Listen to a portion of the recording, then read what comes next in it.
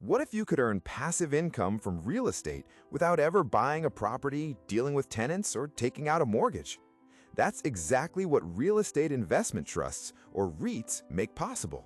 This year, they remain one of the most beginner-friendly ways to invest in real estate without buying property. A REIT is a company that owns income-producing real estate. Think apartment complexes, office buildings, shopping centers, and data centers.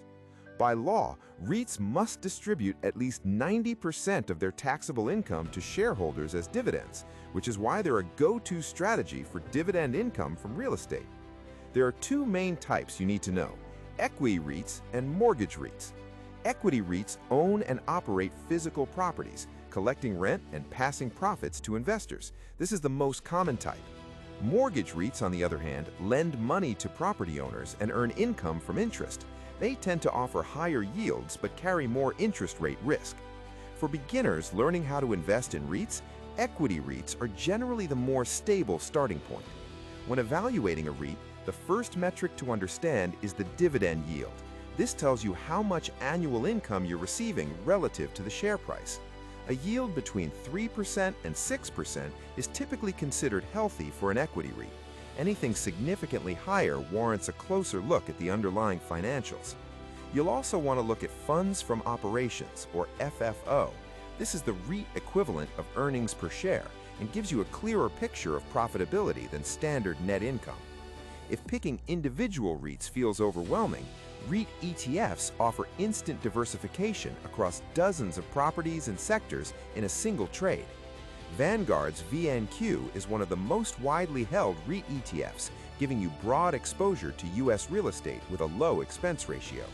Schwab's SCHH is another popular option with even lower fees, and the iShares RWR provides additional diversification across property types.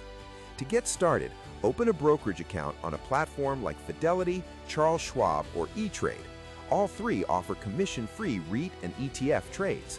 Search the ticker symbol, review the dividend yield and FFO data, and consider starting with a REIT ETF like VNQ to build a diversified foundation before moving into individual picks. You can realistically have your first position open within 30 minutes of funding an account. Keep in mind that REIT prices fluctuate with interest rates and property markets, so past dividend yields don't guarantee future returns.